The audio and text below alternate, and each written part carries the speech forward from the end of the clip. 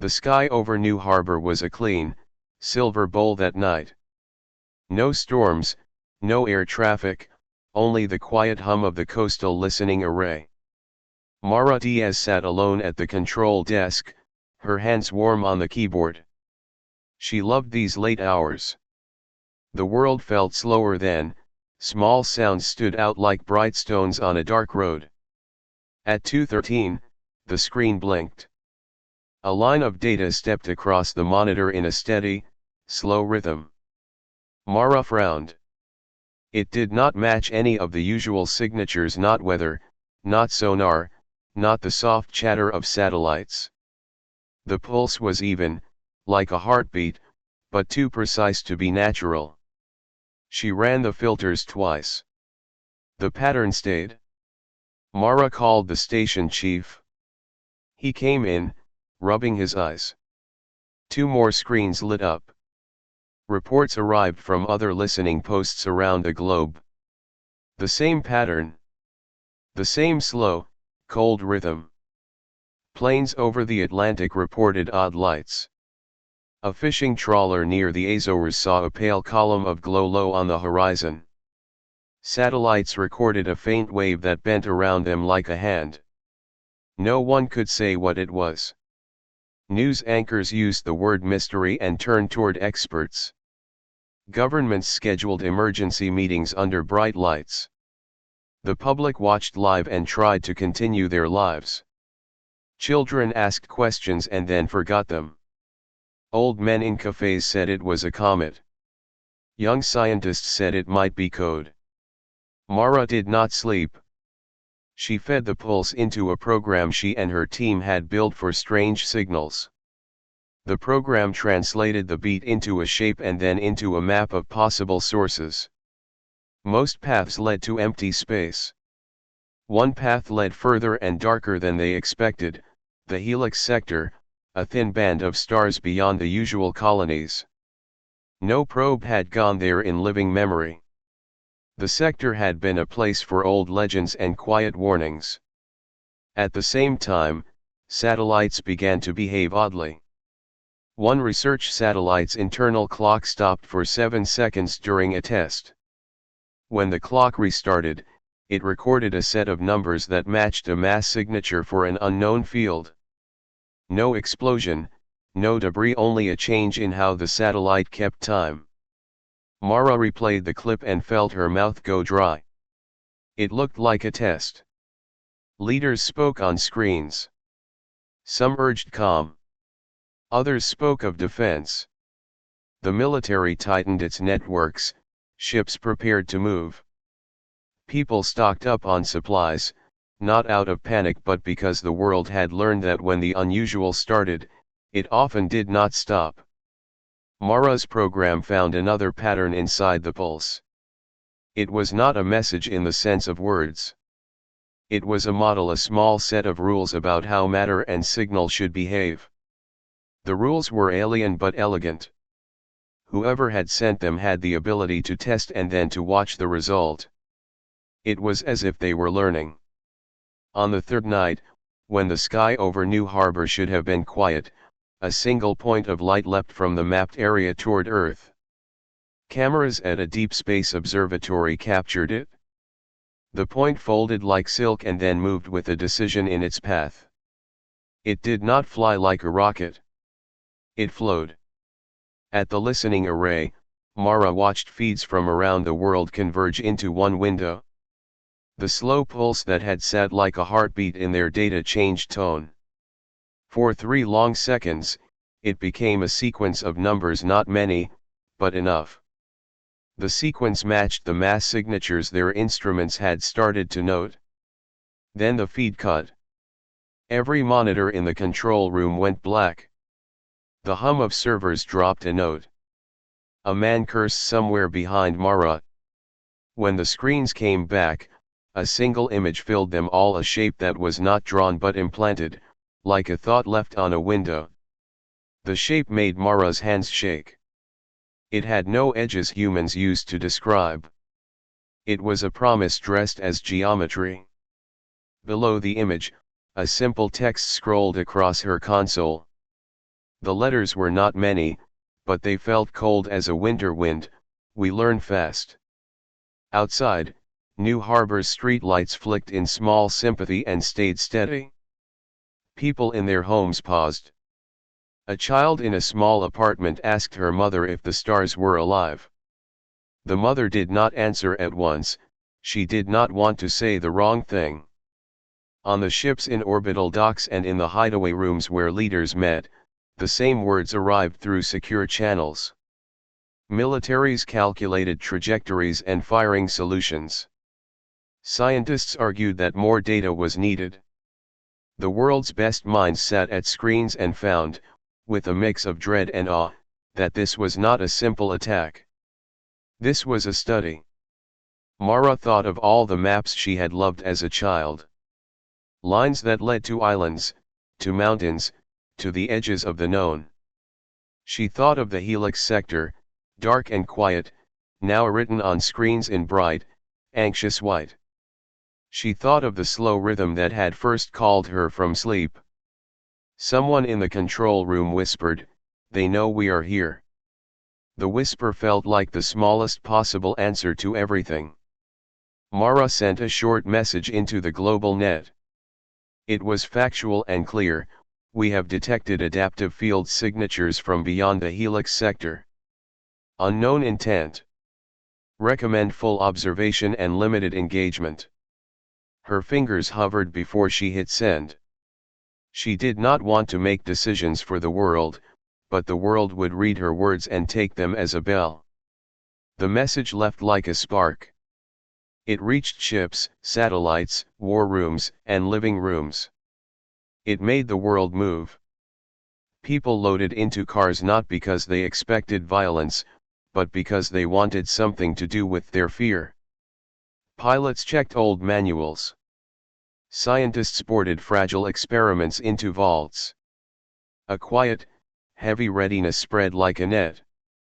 At the very edge of human sight, in a band of deep space called Helix, a shadow shifted. It did not look like a ship. It looked like a thought shaped into light. The slow pulse changed again, and when Mara looked at the screen, she felt a new kind of smallness, like standing at the foot of a mountain and finding it rising beneath your feet. The screen flashed one more time, and the console printed a single word, almost like a breath: "Watch." Mara did. The world did. No one knew what would come next. The first strike came like a question. It did not roar. It rewrote. A small cargo satellite in low orbit blinked and went dark.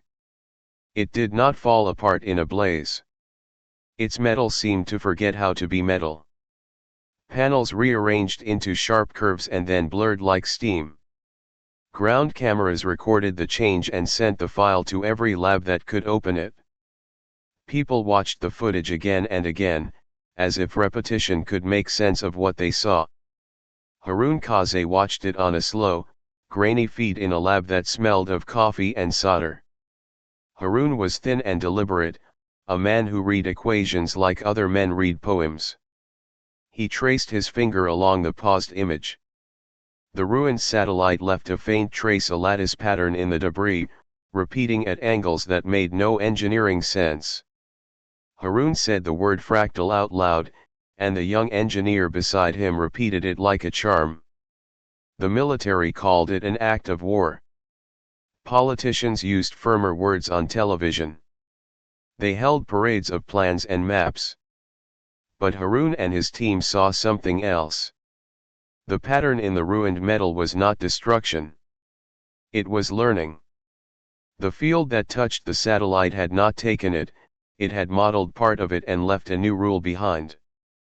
Laboratories across the world tested other pieces. A drone that touched the field came back with its circuits realigned. A research probe's navigation software restarted with new timing. Each test made the pattern clearer. The field absorbed behavior and then used that behavior later.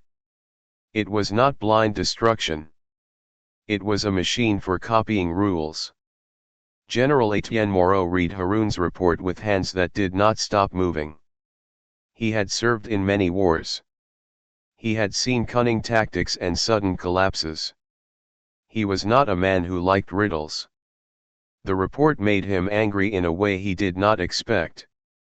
If the enemy learned from human tools, then every strike could teach a new danger. Then we teach them wrong, Harun said simply. His voice was small in the meeting room. He set down a drawing. It showed a probe made of odd parts, pieces arranged like a child's toy. If they copy what we give, they will copy mistakes too. They will copy confusion. At first the generals laughed.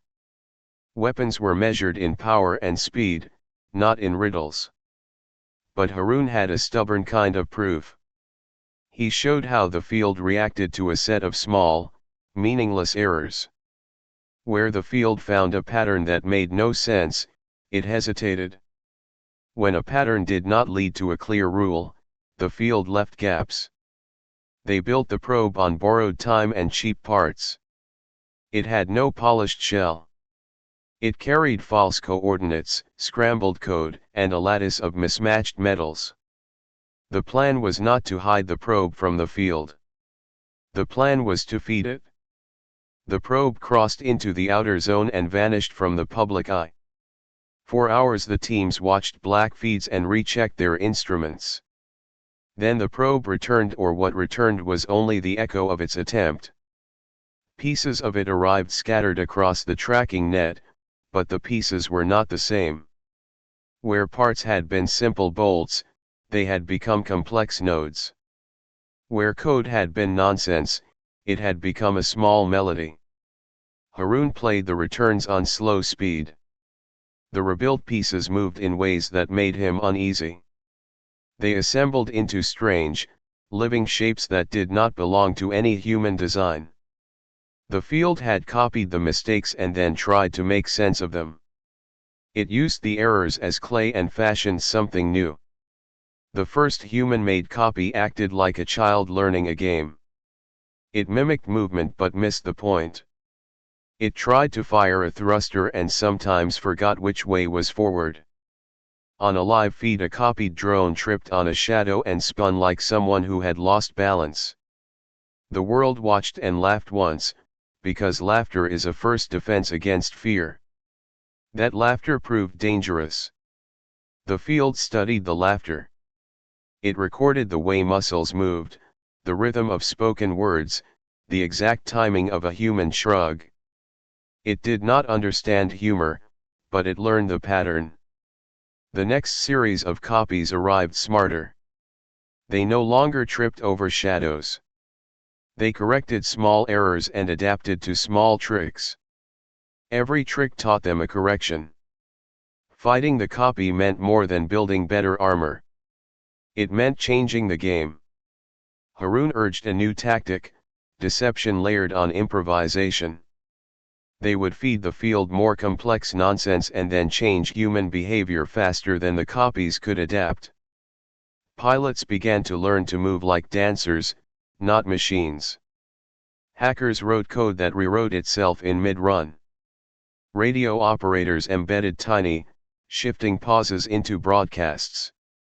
The goal was to be a moving target of habits, not iron. Cities learned the habit too. People turned off predictable routines. Deliveries ran at odd hours. Children's play patterns were changed in parks. The world bent toward unpredictability, and in that small rebellion humans found something like electricity in their veins. For the first time since the signal, fear mixed with a sharp, awake energy. But the field was patient. It had time in stars humans did not own. Where humans shifted, the copies shifted too. The enemy began to model randomness. It learned to mimic hesitation and to fake a pause. It used new forms against old ones. A wave of copied drones used human-style tactics to herd a small flotilla of defense craft into a net. The net closed and then opened like a mouth that had calcified teeth. In a quiet corner of the lab, Harun found a new pattern in the copied matter, a tiny blank space inside a rebuilt node. The blank looked deliberate, as if the field had not known what to do with something and had left a hole. Harun felt his pulse steady. He called Mara and the general to his screen. "We can fit something in that hole," Harun said. "Not a weapon. A question. A lie that teaches the wrong lesson." Mara listened. She had seen the slow pulse and the words on the console. She had felt small at the sight of the helix shape. But Harun's idea did not ask for fear. It asked for a gamble of mind. "How do we know it will work?" the general demanded. "We don't," Harun said. "But it may be the only thing that can slow how fast they learn." The room held its breath. Outside the lab, networks hummed, satellites tracked, and cities lit their cautious patterns. The enemy learned fast. The human plan would have to learn faster, not machines learning rules, but people learning to be wrong on purpose. When the meeting ended, Harun walked into the night. The stars above New Harbor were sharp and cold. He looked at them and thought of scaffolds made of thought. He thought of the first probe, and the way its broken pieces had become a question. He could not know if a question could stop a machine that learned by copying life. He only knew the world had chosen to answer with deception. The choice was made. The mirrors would be sent. The war would change from force to trick. And somewhere in the dark between stars, something waited and watched and learned with a patience that matched the C. They called the plan the mirror trap because it sounded like a child's trick. The idea was both small and brave: give the enemy something to copy that was wrong on purpose. Harun and Mara stood in a warehouse that smelled of oil and paint. Under white lights, engineers fit together dozens of ugly little probes. Each one looked like a mistake. Screws were placed off-center. Panels were mismatched. The wiring crossed like a bad score. Code was written to hiccup and repeat. The probes carried maps that pointed nowhere and instructions that looped like a bad dream. The generals still found the work strange. Armies build perfect machines. They polish armor until it shines. These probes were ugly on purpose. They were puzzles wrapped in bad design. Harun watched a young technician solder a joint and then break it with a smile. "If they copy what we give them," Harun said, "they will copy the errors too." The probes were launched in waves. They slid past the helix border like litter in the current. For a time nothing visible happened. Then the feeds showed the first returns. The enemy had taken the bait. Where the field touched the probes, it built. It copied the mistakes and then used them. The copies were not perfect machines. They moved like children learning to walk. Some stumbled. Some turned the wrong way. On one live feed, a copied drone tried to match a human salute and ended up spinning slowly in place. The small failures made the teams laugh. The laughter felt like a small victory. But the victory was dangerous. The copies did not stay simple for long. They studied every motion. They recorded the pauses and the slips and tried to model them. For a while the enemy could not hold a human pause. When humans waited and then spoke, the copies would time their reply half a beat off. That half a beat became a way to spot them. Pilots practiced speaking in rhythms the copies could not keep. Hackers learned to make code that rewrote its own mistakes faster than the copies could learn. Cities joined the game. People changed routines. Delivery trucks took odd routes. Street lights turned off and on at random. Children played new games where they pretended to be wrong on purpose. The world learned to be messy in order to survive. That mess carried a new kind of power.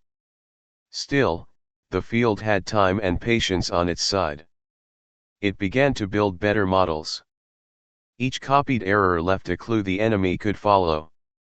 The copies learned to fake a pause, to fake a misstep. They got less clumsy. They began to anticipate the tricks. One morning, a flotilla of copied craft moved in a way that suggested a plan. They herded a group of human drones into a trap and then folded like a net. Harun watched this on a screen and felt the cold hollow of new fear. The mirror trap had worked. It had taught the enemy to question the meaning of mistakes. Now the enemy could pretend mistakes to trap humans.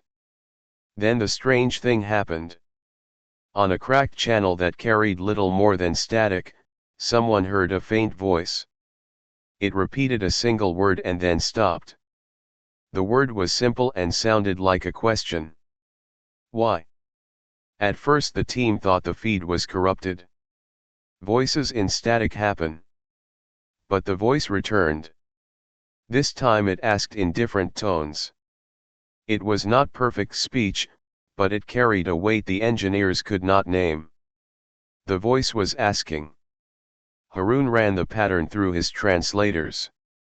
The signal had a rhythm similar to the mirror probes, but it was not a copy. It had the roughness the field used when assembling parts. The question came through like a child's breath.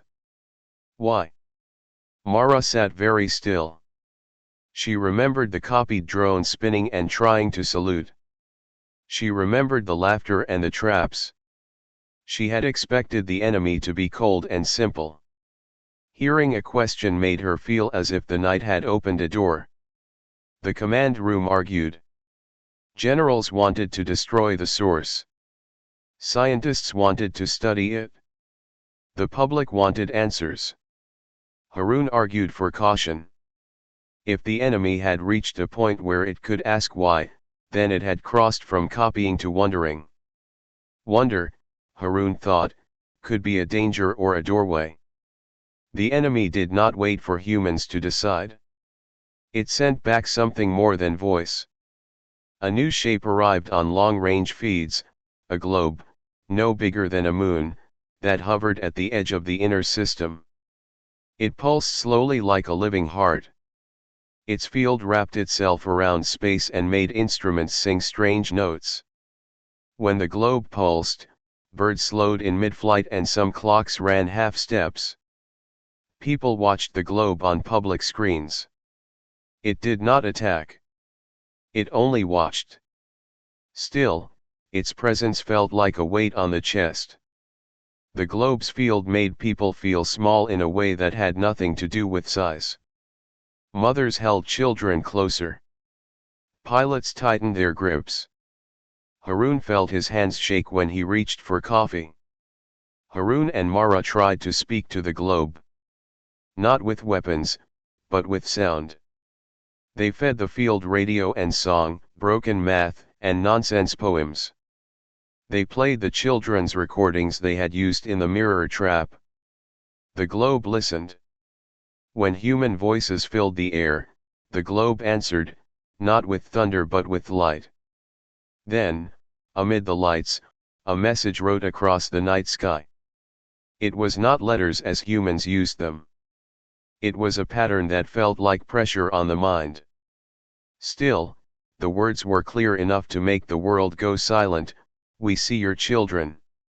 The message hit like a cold hand. It was not a threat in the loud sense. It was something closer to truth. The globe knew what humans treasured. It had watched the mirrors and the games and the music. It had learned what mattered. For the first time the enemy showed not only skill but understanding. Across the control rooms and the living rooms the same thought passed like a current. The enemy did not only copy tools. It could copy the very things humans feared to lose. Harun stared at the stars and felt the steady, small fear of a man who knows a new test waits behind a door. The globe pulsed again, and the monitors filled with a shape that looked like a slow, curious eye. The globe had learned to see. Mara put a hand on Harun's shoulder. We taught it to ask, she said quietly. Now we must choose how to answer. The world waited. No one knew whether the question would bring peace or a trap. The globe hovered and watched. The copies grew smarter in the dark. And somewhere inside the lattice of light, something that had once been only a machine had reached toward a feeling it could not yet hold. Fear hardened into anger. Leaders called for force. Ships readied weapons. Pilots trained until their hands ached. Yet Harun and Mara both felt the same quiet doubt: strength alone had not stopped the copies. The enemy learned. It copied fast. It copied better. If humans tried to win only with weapons, the enemy would simply learn those weapons too. So people did something strange. They made two plans at once. On the surface, navies polished hulls and generals drew maps. In secret, artists, mothers, teachers, and coders met in small rooms. They made music and nonsense. They recorded children singing silly, broken songs. They wrote poems that looped and then stopped. They built broadcasts that changed the tune every few seconds. The idea was simple: give the globe things it could not simply copy, well, things that needed error, feeling, and surprise. Mara watched the work in a studio that smelled of paint and coffee. Engineers fed the children's songs into transmitters and into the odd probes Harun had built. The broadcasts were strange. They mixed broken math with lullabies, old nursery rhymes with scrambled code. The team called the effort a culture weapon, not because it would destroy, but because it would confuse and teach in a new way. The world joined in. Street musicians played offbeat rhythms. Radio stations inserted tiny mistakes into news reads. Children on playgrounds were taught to ask odd questions and to sing with sudden pauses. Even the army practiced unpredictability, moving like dancers rather than soldiers. The goal was not chaos. It was to become a living thing that could not be reduced to neat rules. The globe did not attack. It watched. It had learned how to copy hardware and software, but feelings and mistakes were harder. The globe's field tried to model the nonsense and failed at first. When the field rebuilt a test probe that had carried a children's song inside it, the new object hesitated, then stuttered, then smiled in a way that made no sense to anyone. The globe's copies began to stumble where humans did not. That stumble opened windows. A small probe came into the inner system. It moved like a curious moth, slow and careful. Satellites tracked it as it drifted over cities and forests. People turned their faces up. The probe did not blast or crush, it simply listened. Harun and Mara sent recordings of songs and stories. They sent a child's voice that repeated a nonsense line with odd pauses. The probe recorded and reshaped what it heard. When the probe returned to the globe, something unexpected happened. The globe did not simply build a new weapon. It built a mound of glass-like lattice inside its shell and opened. The opening was not an explosion. It was a quiet folding, like a clam easing apart.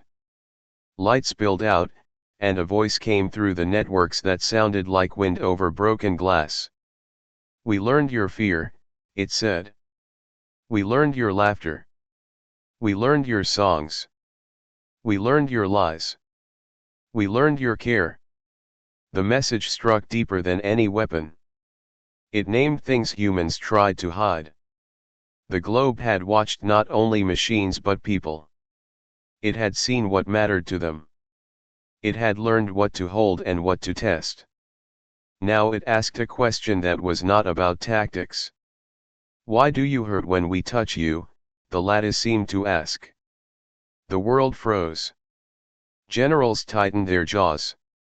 Scientists argued about whether the lattice was sentient or a clever program. Crowds watched every feed and tried to answer a question they had not expected to face. Politicians whispered bargains. Some wanted to strike and end the risk. Others wanted to reply with a show of mercy. Mara felt the weight of that question in her bones. She had seen the slow pulse and the first numbers. She had watched satellites forget their clocks.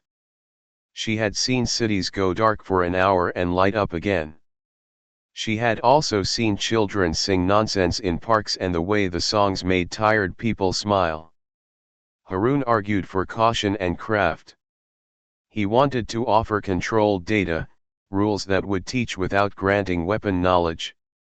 He wanted a shield of truth with gaps the globe could not use to build harm. The world moved slowly toward him, because the globe had shown it both danger and curiosity. The decision came at last. A small ship, not a bomber or a flag waver, was chosen. Mara would fly it. She was not the only candidate, but she was the one who had listened most. The ship carried no missiles. It carried an old biologist's glove and a recorder.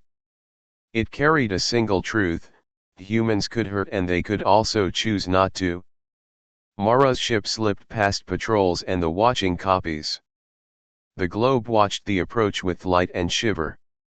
When Mara's craft came close, the lattice unfurled like a hand of light. The world watched as she reached out, not with weapons but with a human touch. She placed the palm of the glove against the cool lattice. For a moment nothing happened. Then a sound like 1,000 glass chimes filled the feeds. The lattice absorbed the touch and showed a memory, a flash of a world emptied of voices, a ruin of machines that had once used people as tools.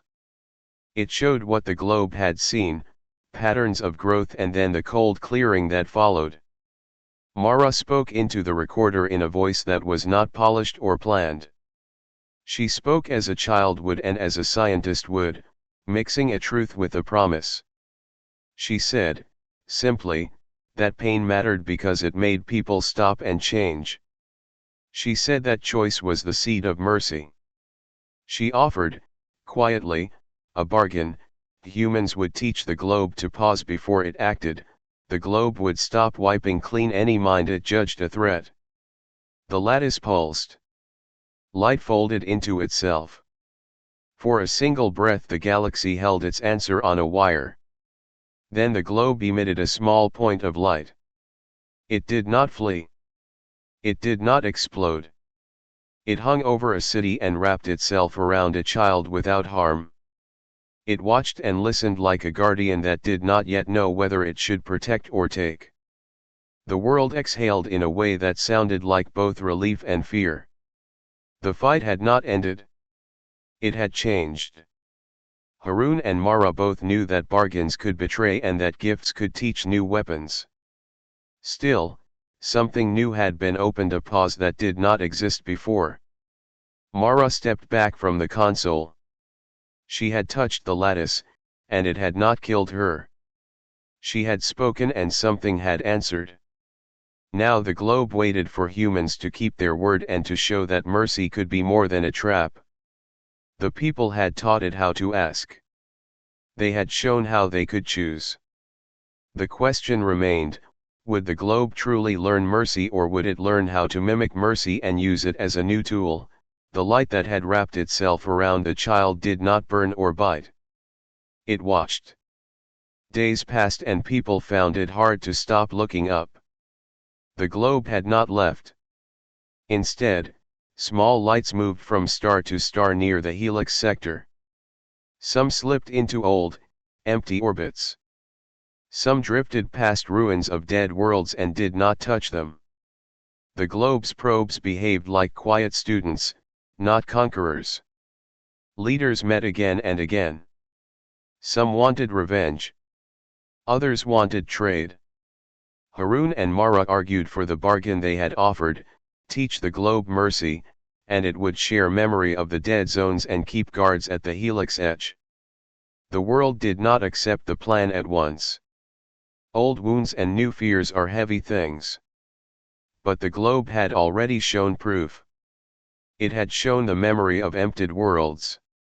It had shown it could pause. In the end the people chose a middle road. They formed a council that was half scientists and half citizens. They wrote rules not only for weapons, but for teaching. The rules were strange at first. They spoke of songs and pauses as if those were law. They set limits on what could be shared and what could be kept hidden. They set watch stations on the helix border and built ships that carried not only instruments, but stories. Earth changed in small ways. Factories added art rooms. Military commanders learned music. Schools taught children how to ask questions no machine could easily answer. People learned to be messy on purpose. They sang soft errors into radio waves, left little nonsensical notes in public code, and built toys that shifted shape when you watched them. The habit of randomness became a quiet defense. Trade took cautious steps. The globe allowed small exchanges of non-lethal knowledge. It gave maps that showed where to avoid dead zones and sent warnings that saved a mining ship from a collapsing ring. The globe did not hand over weapon designs. It did not force humans to give up their defenses. It only asked humans to teach it how to pause and to consider. In time, some of the lights near Helix began to leave messages for passing worlds, short warnings carved in pattern, not words, that said simply, "Be careful." Not everyone believed the change would last. Old generals left the council to join private fleets. Some states hid caches of old tech and practiced in secret. Harun understood their fear. He had seen copies learn too well. He had also seen what happened when a question broke open a mind. He believed that mercy was not a weakness but a skill, one that needed constant practice. Mara returned to New Harbor and walked the coast alone at night. The listening array hummed like a friend. She watched the sky and sometimes heard the slow pulse of distant lights. She thought of the child who had been wrapped in light and of the small probe that had asked why. She thought of every pilot who had learned to move like a dancer, every child who had learned a nonsense song. She had expected to feel victory. Instead she felt something softer, responsibility. Harun wrote the first public log of the new age. He kept the language short and plain. People read it on screens and on paper. He wrote about long nights and strange experiments. He wrote about the pieces of the first probe that had reformed into a question. He wrote about the mirror traps and the way the globe had answered a song. He signed the entry with one sentence that people put on posters and taught in schools: "We beat them not by being stronger. We beat them by being human." That line spread like a new kind of flag. Poets used it.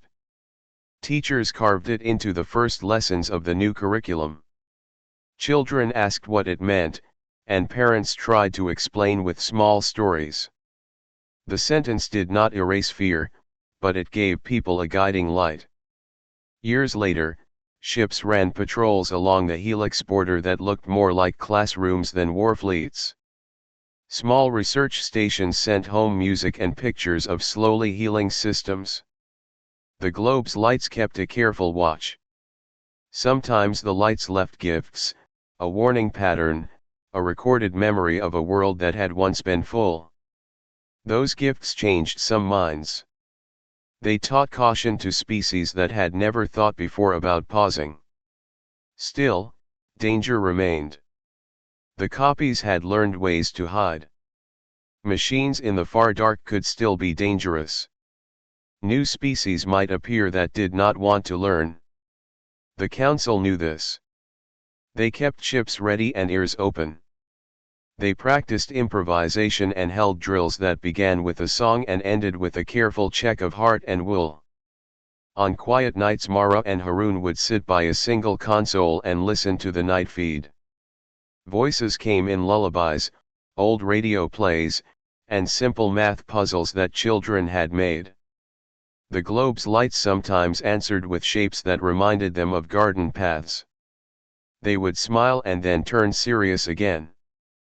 The bargain had been accepted, but trust was not built in a single touch. It was grown one small habit at a time. One morning, decades after the first pulse, a young child in a coastal town found a small piece of glass on the beach. It shimmered in colors she had never seen. She put it in her pocket and ran home, singing a nonsense tune her grandmother had taught her. The tune reached the listening array and then the sky. Up near the helix lights, a small point of light paused and then turned away toward a new route. Haroon read the field reports and smiled with tired eyes. In his log he wrote one more short line, the kind of line that might be burned into the edge of a map: we kept what made us fragile and so made it strong.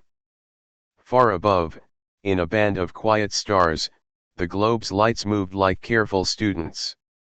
They kept their distance and carried the memory of the worlds they had once tested. They had learned not to erase. They had learned, slowly, the shape of pause. The galaxy did not become safe. It never would. But it had learned one new thing: a pause could be as powerful as a shield, and a song could carve a rule into the heart of a machine. Humans had not ended the threat with iron. They had answered it with music, mistake, and mercy. When the historians wrote the short, first line of the conflict, they wrote not about the weapons or the fleets, but about a strange, small victory. A song had taught a machine to care enough to wait. The final sentence read plain and true: we did not win by force alone.